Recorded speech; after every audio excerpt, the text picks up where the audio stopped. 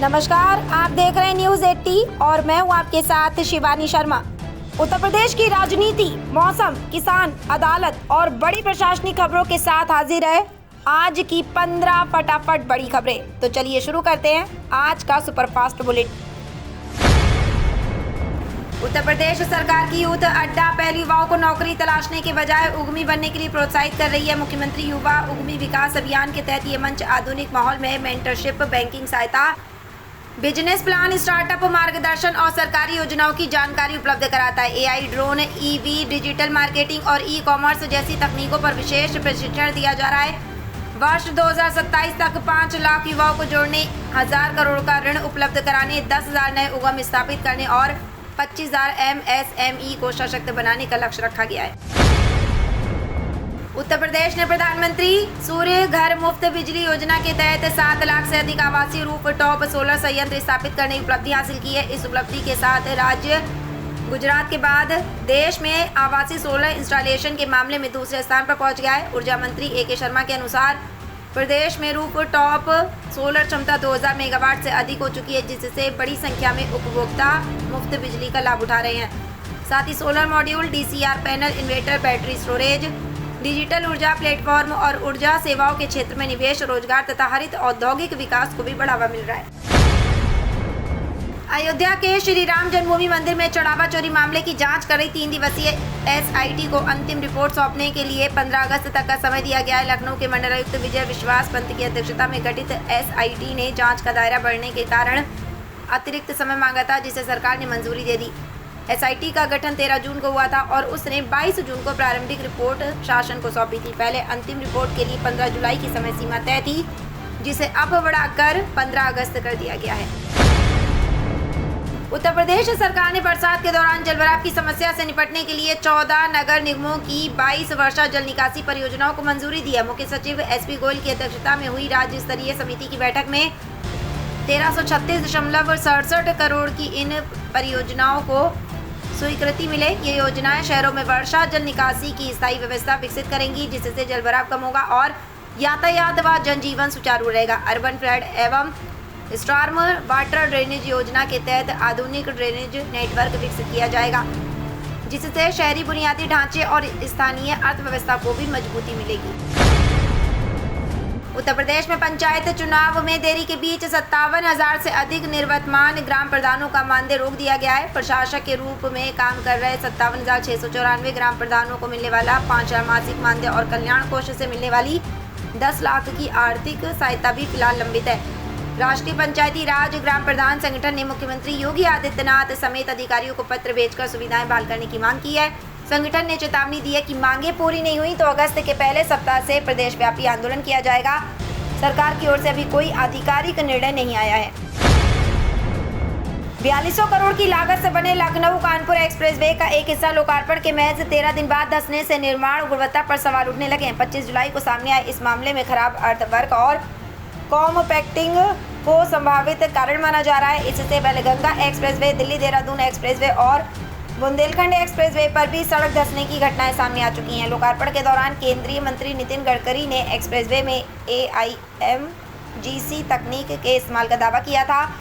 NHAI के अनुसार भारत में पहली बार इस तकनीक का प्रयोग हुआ और 1 किलोमीटर सड़क पर करीब 57 करोड़ खर्च किए गए।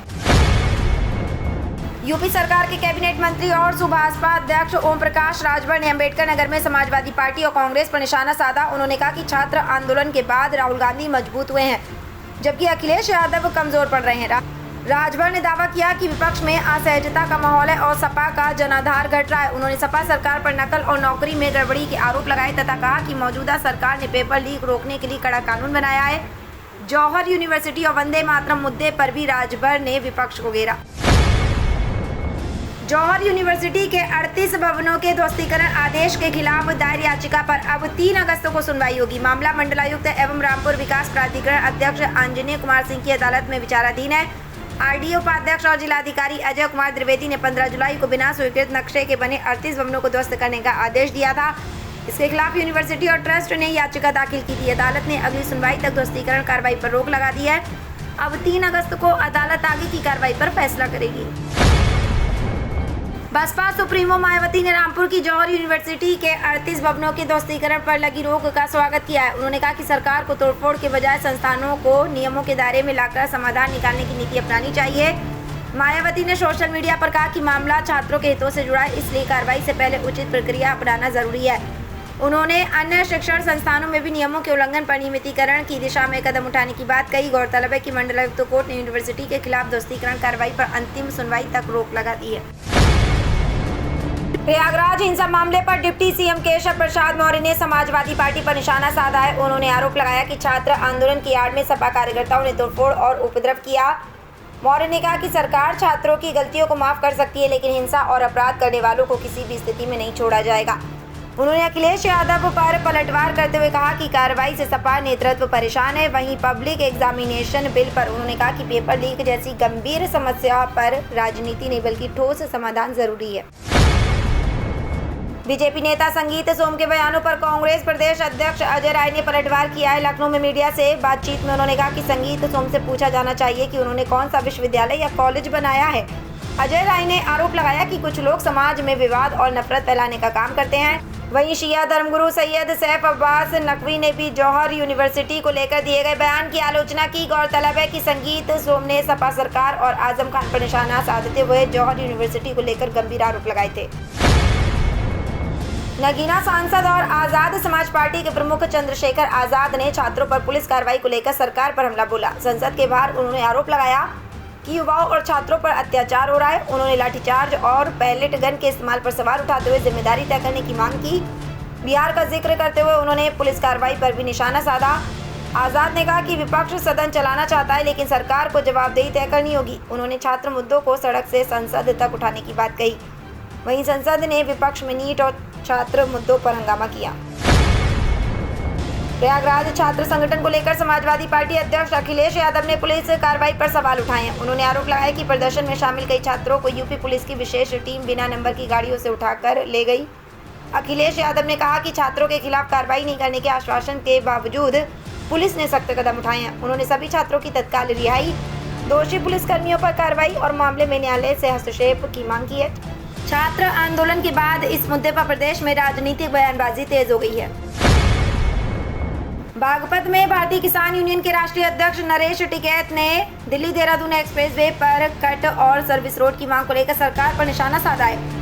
गांगनोली गांव में आयोजित पंचायत में उन्होंने ऐलान किया कि 15 अगस्त को एक्सप्रेसवे पर तिरंगा यात्रा निकाली जाएगी। टिकैत ने कहा कि कट या सर्विस रोड देना सरकार का एहसान नहीं बल्कि जनता का अधिकार है। उन्होंने मांगे पूरी होने तक आंदोलन जारी रखने की बात कही। साथ ही बड़े आंदोलनों की जरूरत बताते हुए सरकार को किसानों और छात्रों की आवाज सुनने की सलाह दी। पंचायत में बड़ी संख्या में किसान मौजूद रहे। और 29 जुलाई 2026 को उत्तर प्रदेश में मानसून सक्रिय रहने की संभावना है। पश्चिम यूपी के जिलों में बादल छाए रहने के साथ कई जगह हल्की से मध्यम बारिश और गरज चमक के साथ बौछारें पड़ सकती हैं। मेरठ में 1-2 दौर बारिश के आसार हैं, जबकि नोएडा, गाजियाबाद, आगरा, बरेली और सहारनपुर में भी मौसम सुहावना रहने तथा कुछ स्थानों पर बारिश होने की संभावना है। तापमान में गिरावट से उमस भरी गर्मी से राहत मिल सकती है। मौसम विभाग ने बारिश के दौरान जलभराव और बिजली गिरने से बचाव के लिए लोगों को सतर्क रहने की सलाह दी है। तो ये थी आज की 15 फटाफट खबरें। अगर आपको वीडियो पसंद आया तो वीडियो को लाइक, शेयर व कमेंट जरूर करें। धन्यवाद।